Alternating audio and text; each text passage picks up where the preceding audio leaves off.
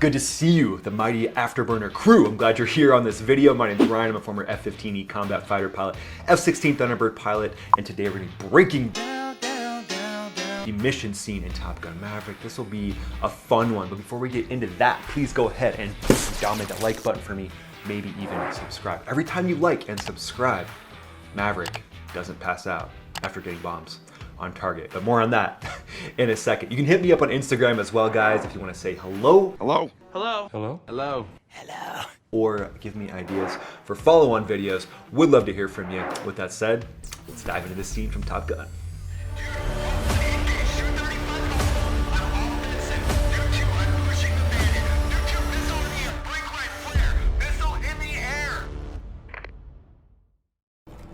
Come on, kid, you can do it. Don't think. Just do it.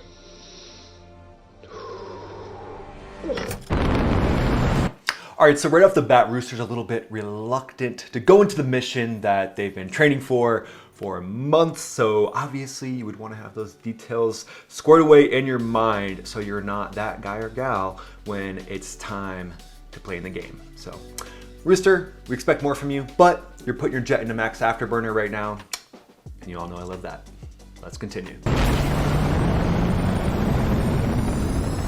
Jesus, Rooster, not that fast.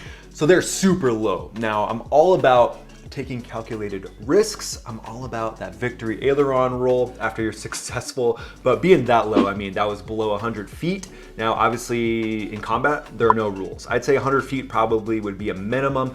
That's kind of the min deck that you would train to going into a combat scenario like this. But at the end of the day, it's a risk versus reward scenario. So what altitude can the threats hit you at?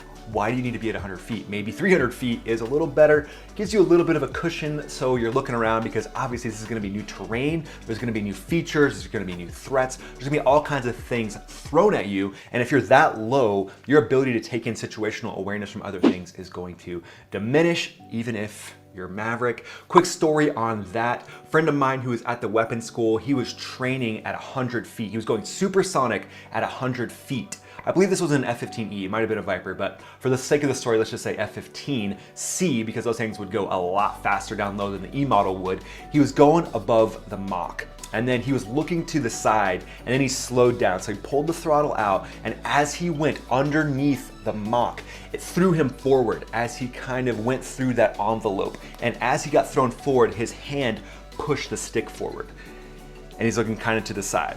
So he said that he recovered probably 20 feet above the deck. So again, gut check time. Do you need to be at 100 feet? I'm glad my friend made it out of that one. Whew. Now he's just got a great story. But at the end of the day, again, risk versus reward, cost-benefit analysis. Is it worth it?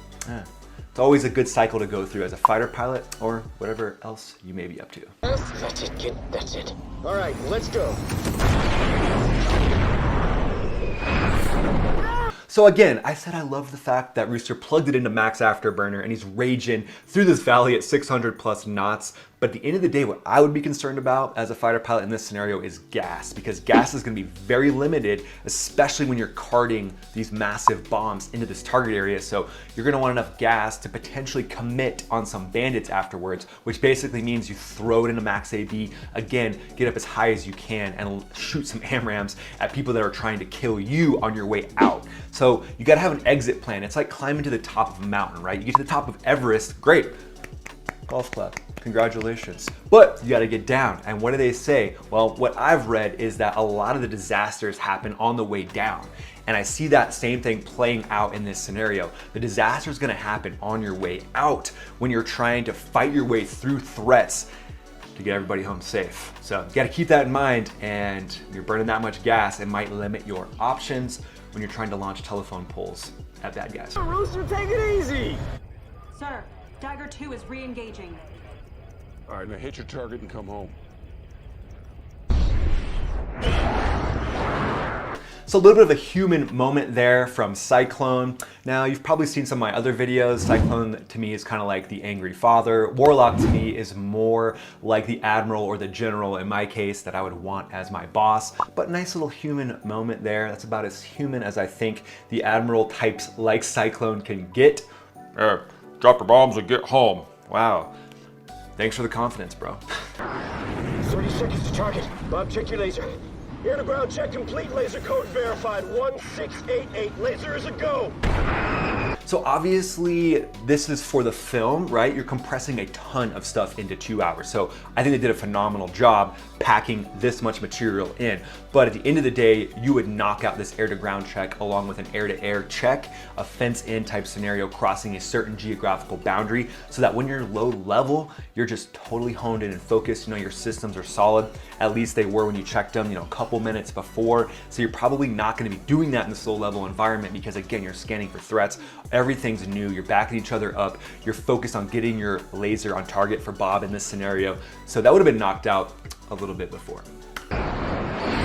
Watch your heads. Holy shit! Shit! Payback, you with me? Right behind you. Phoenix, stand by for pop-up strike. Okay, so going through the bridge like that, I love it. That's near and dear to my heart. Stunts, baby, all day long. I always had this affinity for creating new stunts when I was on the Thunderbirds, and there were some opportunities where we did. Not that we were able to put them all into practice, but just thinking conceptually through going through a scenario like that was something that was super fun to do. So in that scenario, what you would end up doing is a knife edge pass. Now, knife edge passes are some of the most fun you can have inside an F-16, inside a Thunderbird jet. Was able to do one all the way down a beach outside of Atlantic City, just transiting a jet from one area to another. Had some extra gas, and sometimes with that extra gas, we'll just motivate the crowd, we'll say. As long as we're safe, you know, we're doing it in an area where we've mission planned and we know the threats, we know what we might face, and the threat in that environment might be someone towing a banner, it might be an area that's full of birds, etc. But at the end of the day, you're gonna methodically plan out that knife edge pass. You could probably pull this off, but here's my thought, okay? Humor me for a second. Here's what I would do knowing that, okay, I need to get my formation through this and there's no other way around it, right? This is the only way to do it. So I'd be like, boss, I'll take this planning session all day long. So what I would end up doing is I would make sure there was a long stretch, like let's just say a mile prior to this bridge. Now it's gonna be a complicated math problem, so I'm gonna have to call in some backup because if I haven't told you already, math was not my strong suit. So if you're out there thinking of becoming a fighter pilot and you're not a math wizard, no sweat. You can make up for that with stick and rudder skills, and I'm gonna tell you how to do that right now. So let's say we have about a mile prior to that bridge. What I'm gonna do is I'm gonna make my formation, pop it into knife edge somewhere between 3,000 to 6,000 feet prior to the bridge. But here's the key. Here's the key. They gotta be up relatively high because when you're in knife edge, you are going to fall because there's no lift being created by those engines. So we might even have them pop into knife edge a little bit closer to the bridge. Now that I think about it, real time, welcome to my mission planning session. I'm glad you're here. So we're gonna pop it into knife edge, and I know that there's a certain amount of air that we're gonna lose on our way to that bridge. So let's just say for math's sake, it's gonna be 50 feet for you're gonna lose 50 feet in depth for every 1,000 feet you travel. Well, I'm gonna plan all that out. Unfortunately, I'm gonna have to do some math. Gosh, what is this? So I'm gonna pop it into knife edge, and I know I'm gonna lose a certain amount of altitude. I'm gonna make it to where I perfectly pass through that bridge and then whip it to roll it out, and that's gonna be my brief. I'm gonna be like, I want you to whip it. Whip it good. So you're gonna whip it into level flight, and then you're gonna plug it into max AB, and you're gonna pull out of it. You're probably gonna pull out of that scenario somewhere around 20 feet above the ground. It's gonna be better than a shot of espresso. Dagger 3 in position. Popping in 3, 2, 1.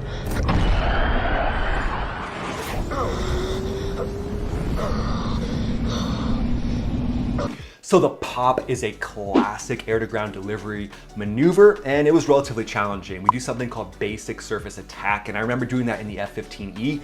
There are days when you're headed to the range and you are sweating because there's so much stick and rudder skills involved. You're new to a jet, especially during training, and when you're whipping it around at low altitude, the thing is being precise. You gotta nail parameters. So for example, you gotta be at 450 knots, let's say in this scenario, at probably like 2.4 miles prior to the target. You're gonna action is what it's called. And it could be a straight action and you just roll and then drop your bomb. But a lot of times it's a pop to the side. If you pop up to the side, it's way easier to get tally target. So we call it you're going uphill and then you're getting tally target. So I would call tally target, my Wizzo would call captured, and then I would pull a set amount of G's, the perfect amount, probably like 5.4, maybe 5.5. roll it in, stick it, and then you're going down the chute is what that's called. So you're pointed downhill, you're going down the chute. The Wizzo should have already acquired the target since you were in that pop to the side. Nice view, at least in the F-15E out the left-hand side for that targeting pod to grab that target. And then it's just kind of beautiful when you're up there, parameters are nailed. And that's a big thing too, is you can't forget about your left hand when you're going up. You have to make sure you have enough airspeed to pull that specific amount of G's before you pull back down. If you can't tell, this makes me a little bit excited.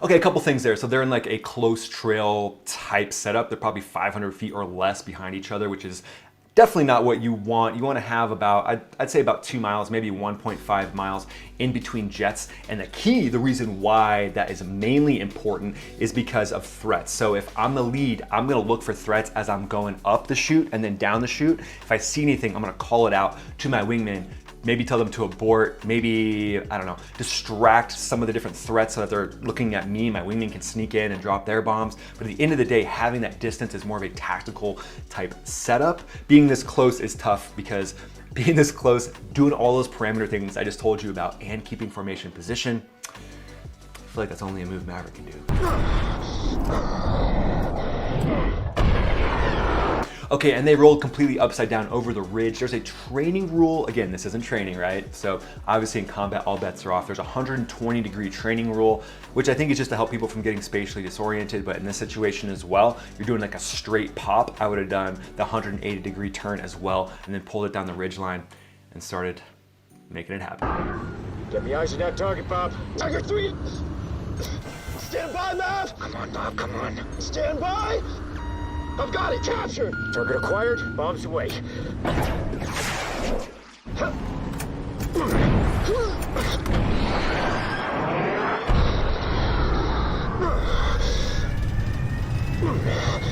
Okay, so I take back a few of the things I said. This is clearly a buddy laze type situation where Bob's gonna be lasing it from that other aircraft is what I can determine. If there's something else, let me know in the comments below, but that's what I'm seeing. However, I still would have put my wingman a little bit further back in order to make that happen.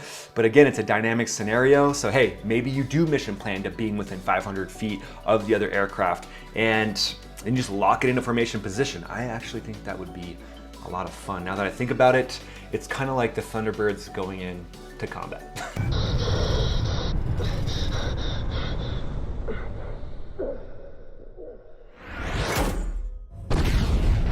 We've got impact! Check, direct hit! That's miracle number 1. Dagger 2, status! All right, so as they're pulling out of the target area, obviously they got bombs on target, which is awesome, but it looks like everybody's about to pass out. I don't know what's going on. It looks like everybody's like kind of falling asleep. So Warlock says miracle number 1 is the bombs hitting the target. I think miracle number 1 is everybody getting out of there with their eyes closed. So, well done. There, man, almost there. Fanboy, where's my laser? Rooster, there's something wrong with this laser! Shit! Deadeye! Come on, guys, we're running out of time. I'm trying it. Come on, fanboy. Nearly there!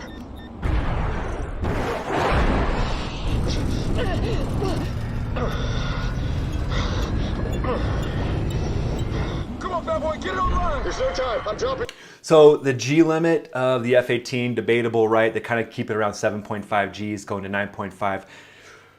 There's gonna be some issues there for sure. And just staying awake at 9.5, I mean, 9 is kind of something that you do a lot in the Viper, but staying awake at anything above 9, I mean, it just exponentially increases the difficulty. So going from like 9 to 9.3, it's not like going from 1 to 1.3 Gs because there's so much extra weight being pulled down on you. So, okay, now it makes sense why they're almost passing out, but I recommend trying to keep your eyes open during a G strain, if you can. Rooster, I got this! I got this! Pull away! Bombs away! Bombs away!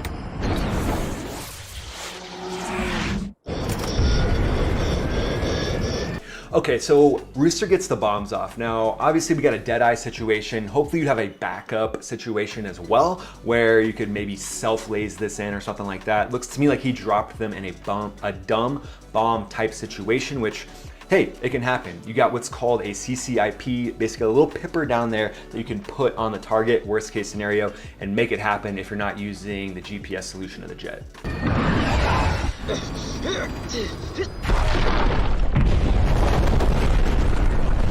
Bullseye, bullseye, bullseye! Okay, so Phoenix says bullseye, bullseye, bullseye. I'm gonna go ahead and offer her a suggestion. Just call Shack. Just one nice, crisp, clear Shack over the radio. It'll sound way cooler than saying bullseye, bullseye. Bullseye, one of the best Wizzos I ever flew with. Actually, his call sign was Shack because he basically had this 6-month period where every single thing he lased in or dropped from the jet he was in, Shack the target. So Shack, if you're out there, brother, keep shacking it. So there you go, guys, made it to the end of the video. Now the bonus material that I promised you, it'll be quick. At the end there, you see that kind of like frozen lake just ripple, and the bunker underneath it just is no longer with us. So little known fact is that fighter pilots are essentially weapons experts, where prior to a mission like this, you would just be diabolical about getting in there and figuring out what type of weapons effects you want. You would mission plan it to a T. Sometimes mission plan it a little too much. If you can't tell, mission planning was not my favorite. I was more of like the guy who was like, can we just go fly this and make it happen? I was born ready, motherfucker. But obviously there is value in extreme amounts of mission planning so that you're prepared for success. When you get up there, lives are on the line, you gotta hit the target, etc. But yeah, fighter pilots are essentially weapons experts, which might be a little known fact to you. Thanks so much for being here. Thank you for checking out this video. Again, hit me up on the gram. Let me know if there's anything else that you want me to cover, or just say hello. We'd love to chat with you. Thanks for being here, guys. Before you go, please go ahead and just dominate that like button for me. Every time you dominate that like button, a pilot somewhere gets their wings. Thanks for being here, guys. We'll catch you in the next video.